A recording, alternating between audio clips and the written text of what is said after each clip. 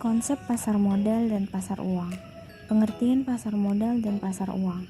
Pasar modal menurut para ahli yang pertama ada menurut Dr. H. Sukirno, M.Ec. Pasar modal adalah salah satu sarana pendanaan jangka panjang yang memberikan kesempatan kepada investor untuk memperoleh penghasilan tambahan melalui investasi atau memperoleh dana jangka panjang untuk mengembangkan bisnis melalui transaksi surat berharga seperti saham, obligasi, dan lain-lain. Fungsi dan peran pasar modal dan pasar uang dalam perekonomian. 1. Memberikan akses keuangan yang efisien bagi perusahaan dan investor. 2. Memobilisasi dana dari investor untuk kegiatan investasi perusahaan. 3. Memperkuat struktur modal perusahaan. 4. Memberikan informasi harga untuk saham dan obligasi perusahaan. 5. Melindungi investor dari risiko dengan diversifikasi portofolio. 6. Memungkinkan perubahan harga saham dan obligasi. 7. Membantu pembangunan ekonomi suatu negara melalui kemajuan perusahaan. Produk-produk keuangan yang diperdagangkan di pasar modal dan pasar uang.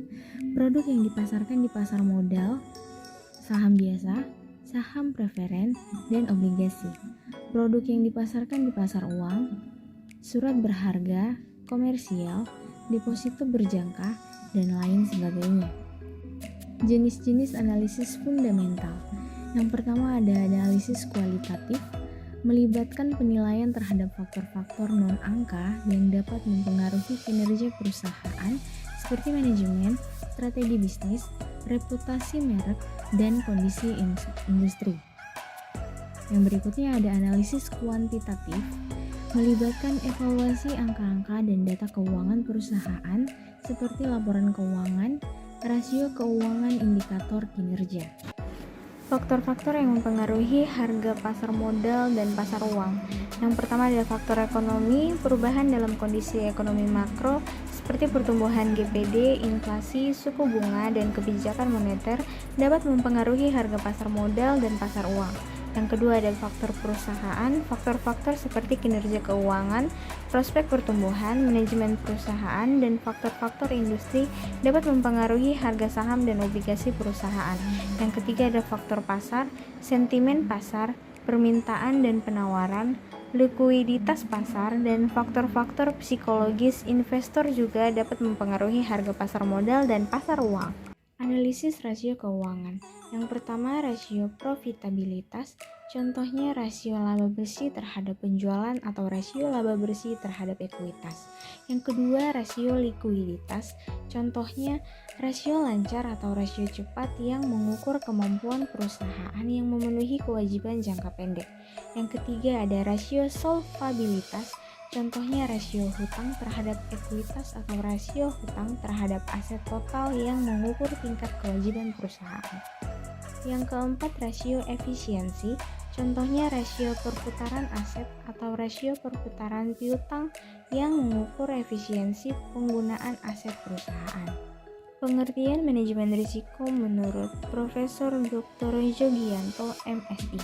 Manajemen risiko adalah proses identifikasi, evaluasi, dan penanganan risiko yang dapat mempengaruhi tujuan organisasi. Tujuan dari manajemen risiko adalah untuk mengurangi atau menghilangkan risiko yang tidak diinginkan serta memanfaatkan peluang yang ada. Karakteristik dan tujuan manajemen risiko. Karakteristik manajemen risiko meliputi adanya ketidakpastian, kemungkinan terjadinya kerugian atau keuntungan, serta dampaknya terhadap tujuan organisasi.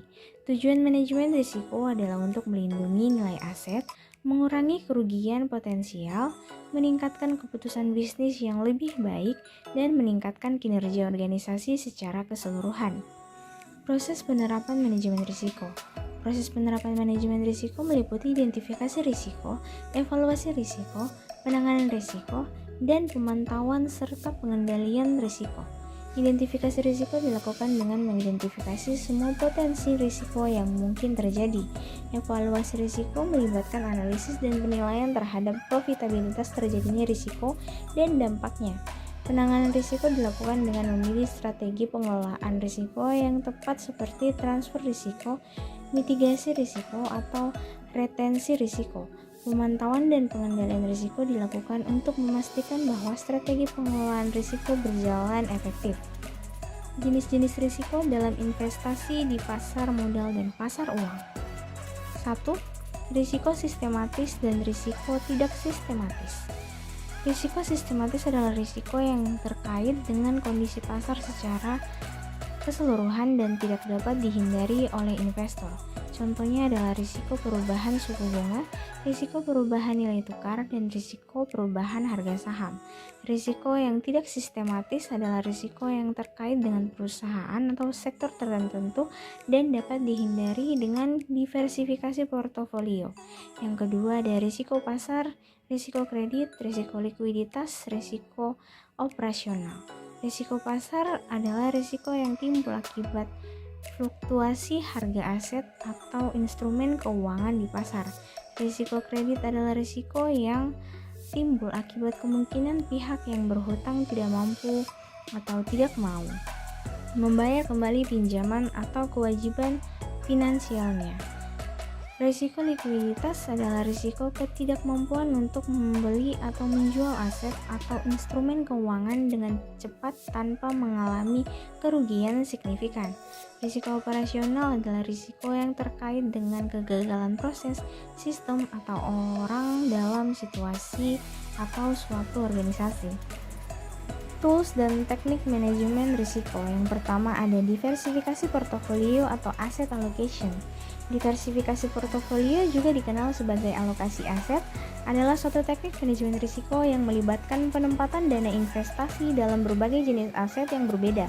Tujuannya adalah untuk mengurangi risiko yang terkait dengan investasi tunggal atau sektor tertentu. Yang kedua ada definisi manajemen risiko. Forward contract adalah kontrak yang memungkinkan dua pihak untuk membeli atau menjual suatu aset pada tanggal tertentu di masa depan dengan harga yang ditentukan sekarang. Yang ketiga, teknik analisis risiko dengan VAR atau Value at Risk. Value at Risk atau VAR adalah teknik analisis risiko yang digunakan untuk mengukur potensi kerugian di masa depan dalam suatu investasi atau portofolio. Yang keempat ada teknik analisis risiko dengan sensitivity analysis dan stress testing. Sensitivity analysis adalah teknik yang digunakan untuk mengukur sejauh mana perubahan dalam suatu variabel dapat mempengaruhi hasil investasi atau proyek. Tantangan dalam manajemen risiko. Ketidakpastian eksternal, perubahan regulasi, ketidakmampuan mengidentifikasi risiko, dan pengabaian risiko. Teori portofolio. Yang pertama ada konsep portofolio. Konsep portofolio merujuk pada kumpulan sekuritas yang dimiliki oleh investor. Portofolio dianggap sebagai alat utama bagi investor yang memungkinkan mereka untuk meminimalkan risiko dan memaksimalkan hasil investasi. Dalam teori portofolio, investor akan mencoba untuk mencari keseimbangan antara risiko dan pengembalian dengan menempatkan uang mereka di berbagai jenis investasi. Yang kedua ada pembentukan portofolio. Pembentukan portofolio dimulai dengan tujuan investasi yang jelas dan strategi investasi yang baik. Tujuan investasi dapat berbeda antara investor. Misalnya ada yang ingin memaksimalkan keuntungan, meminimalkan risiko, atau bahkan mencampur kedua tujuan tersebut.